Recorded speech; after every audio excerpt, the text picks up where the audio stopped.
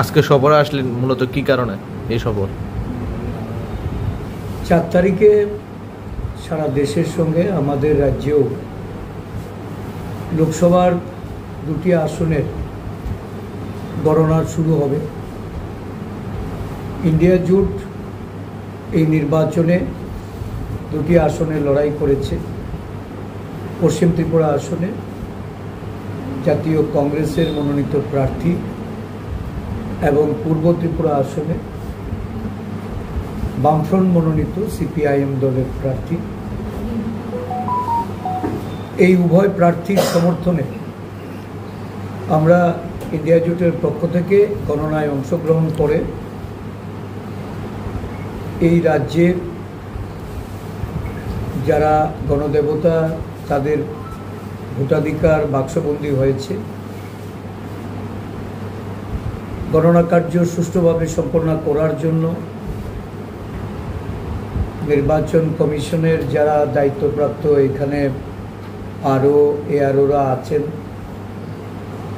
তাদের সঙ্গে মিলিত হচ্ছি, গণনা কেন্দ্রগুলি পরিদর্শন করছি, স্ট্রং রুমের পরিদর্শন করে যদি কোনো ধরনের পদক্ষেপ নিতে হয় সেগুলি সম্পর্কে আমাদের দায়িত্বপ্রাপ্ত অফিসারদের তাদেরকে অবহিত করার জন্য বা যারা গণনা কাজের সঙ্গে যুক্ত থাকবেন তাদেরকে দল হিসাবে সহযোগিতা করার অভিপ্রায় নিয়েই সব জায়গায় যাচ্ছি। দিক থেকে রাজ্যের আইনশৃঙ্খলার প্রচণ্ড অবনতি, বিশেষ করে মহিলাদের নিরাপত্তা নিয়ে সর্বত্র আজকে একটা শঙ্কার মধ্যে, উদ্বিগ্নের মধ্যে অভিভাবক বলুন, পরিবারের সদস্যদের বলুন, নানাভাবে তারা তাদেরকে ভাবিয়ে তুলেছে। আপনারা নিজেরা নিশ্চয়ই এটা পর্যবেক্ষণ করছেন যে আগ্নেয়াস্ত্রের ব্যবহার যত্রতত্র, এখন গুলিতে প্রাণ হারানোর মতো ঘটনা ঘটছে, গুলিবিদ্ধ হয়ে চিকিৎসাধীন, নারীর শ্লীলতাহানি, ধর্ষণ, কিডন্যাপ, এমনকি স্কুলের বাচ্চাদেরকেও আজকে অভিভাবকরা নিরাপদ রাখতে পারছেন। আমি গিয়েছিলাম গত কয়েকদিন সেই জম্পুই হিল থেকে শুরু করে কাঞ্চনপুরের বিভিন্ন উপজাতি অধ্যুষিত এলাকায়, আমাদের 7টি ব্লক এলাকায় একটা জিনিস সব জায়গাতেই পরিলক্ষিত হয়েছে, পানীয় জলের সংকট। প্রশাসন বা রাজ্যের বিজেপি সরকার সুশাসনের কথা বলে জল জীবন মিশন, খাদ্যের সুরক্ষা, সাধারণ মানুষের জন্য এই ইউপি আমলে প্রবর্তিত যে MGNREGA, এই MGNREGA প্রায় উঠে যেতে বসেছে। এই প্রকল্পটাই বন্ধ করে দিতে চাইছে বর্তমান সরকার। খাদ্যের অভাব, কর্মসংস্থান নেই, সমগ্র পাহাড় জুড়ে চলছে জল, বিদ্যুৎ, তার সংকট। আমি দলের পক্ষ থেকে যারা থাকবেন তাদেরকে বাছাই করে তাদের নিয়োগপত্র প্রদানের জন্য যে আবেদন, এই আবেদন আমার ইলেকশন এজেন্ট উনিও আমার সাথে এসছেন, আমাদের দলের সাধারণ সম্পাদক প্রদেশ কংগ্রেসের আইনজীবী প্রশান্ত সেন চৌধুরী। তো এই বিষয়গুলি খতিয়ে দেখে যেখানে যে পদক্ষেপ নেওয়া প্রয়োজন সেগুলি আমরা গ্রহণ করব। ইতিমধ্যে প্রদেশ কংগ্রেসের পক্ষ থেকে আমাদের পূর্ব সিদ্ধান্ত অনুযায়ী রাজ্যের 7টি ব্লকেই আমরা সাংগঠনিক ব্লক সভা করেছি।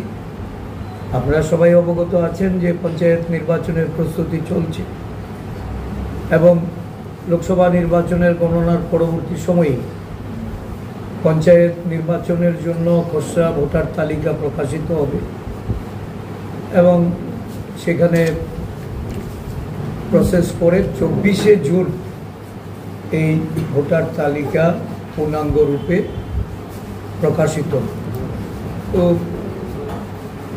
পঞ্চায়েত নির্বাচনের প্রস্তুতি, এই প্রাক প্রস্তুতি নিয়েও আমরা আমাদের দলীয় নেতৃত্ব এবং আমাদের বিভিন্ন ব্লক নেতৃত্বের সঙ্গে আমরা এক রাউন্ড আলোচনা করেছি। এর আগে এসেছিলাম। আজকে মূলত গণনাকে কেন্দ্র করেই আমাদের প্রস্তুতি পর্ব, এটা নিয়ে আমরা কথাবার্তা বলব। তবে একটা বিষয় আপনাদের জানিয়ে রাখতে চাই, আপনারা এই মহকুমার নিশ্চয়ই খোঁজখবর রাখেন।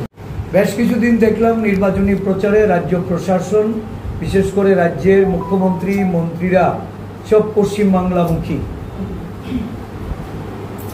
এখন দেখছি রাজ্যের মুখ্যমন্ত্রী যখন জল সংকট, বিদ্যুৎ সংকট, কাজের খাদ্যের জন্য মানুষ পথ অবরোধ করছে, রাস্তায় নেমে প্রকাশ্যে এই সরকারের বিরুদ্ধে ক্ষোভ উগরে দিচ্ছে, তখন রাজ্যের মুখ্যমন্ত্রী হোমিওপ্যাথিক হাসপাতাল করার জন্য, আয়ুর্বেদিক হাসপাতাল করার জন্য ছুটছেন।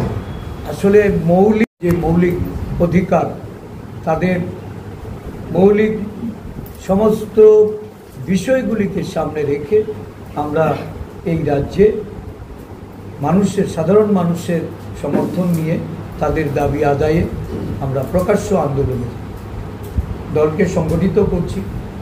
7টি ব্লকের মিটিংয়ে আমরা আমাদের যে দুর্বলতা ছিল, এটা অস্বীকার করতে আমার কোনো এখানে অসুবিধা নেই, যে আমরা অনেকটা দুর্বল ছিলাম, আমরা দুর্বলতা কাটিয়ে উঠছি। সমগ্র রাজ্য জুড়ে কংগ্রেস দল তার সাংগঠনিক পুনর্গঠনের মাধ্যমে সংগঠনকে বিস্তৃত করে আন্দোলনের কর্মসূচিতে আমাদের নেতৃত্বকে উৎসাহিত করতে সারা রাজ্য ঘুরে বেড়াচ্ছে আমাদের প্রদেশ কংগ্রেসের বিভিন্ন প্রতিনিধিরা, শাখা, আমাদের বিভাগ, আমাদের বিভিন্ন সেল, মানে সেল, ডিপার্টমেন্ট এবং ফ্রন্টাল অর্গানাইজেশন। আমি জানি গতকালও এই মহকুমায় বেশ কয়েকটা আমাদের যুব কংগ্রেসের সভা গেছে, বিশালগড়ে আমাদের মহিলাদের, আমাদের ওয়ার্কার কংগ্রেস, ফিশারম্যান কংগ্রেসের কর্মসূচি হচ্ছে বিভিন্ন ব্লকে। তো আমরা একটা সংগঠিত চেহারা নিয়ে আগামী দিন প্রকাশ্যে আমাদের গণ আন্দোলন সংগঠিত। আর হয়তো মাঝখানে 3টা দিন,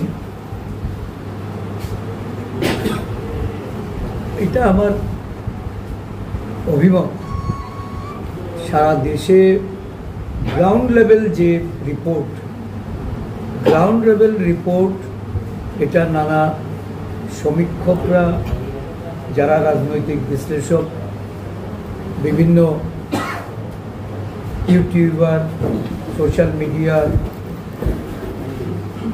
যারা অ্যানালাইজার, এদের ভাষ্য অনুযায়ী বলতে পারি ইন্ডিয়া জোট এগিয়ে আছে। আমাদের দলীয় যে সমীক্ষা, এই সমীক্ষাতে আমরা সংখ্যাগরিষ্ঠতার দিকে ঘুরছি। একজাক্ট মুখ্যমন্ত্রী সহ বিজেপি দলের মন্ত্রী মিনিস্টাররা পশ্চিমবঙ্গে প্রচারে গিয়েছে, সে বিষয়ে আপনার অভিমত কি থাকবে? পশ্চিমবঙ্গে ইন্ডিয়া জোটের ফলাফল ভালো হবে। ভারতীয় জনতা পার্টি সেখানে তাদের আসন সংখ্যা ধরে রাখতে পারবে না। 2019 নির্বাচনে যে আসন তারা জিতেছিল, সেই আসন ধরে রাখতে পারবে না, এবং সংকট বুঝেই সব জায়গা থেকে গিয়ে সেখানে ভারতীয় জনতা পার্টির নেতৃত্ব সেখানে গিয়ে পৌঁছেছেন। এমনকি আমরা দেখছি যে প্রধানমন্ত্রীও রোড শোতে নেমেছেন। স্বাভাবিকভাবেই ক্রাইসিসটা এর থেকেই প্রতীয়মান। এটা বোঝা যাচ্ছে যে ওয়েস্ট বেঙ্গলে বিজেপি দল বিপাকে আছে।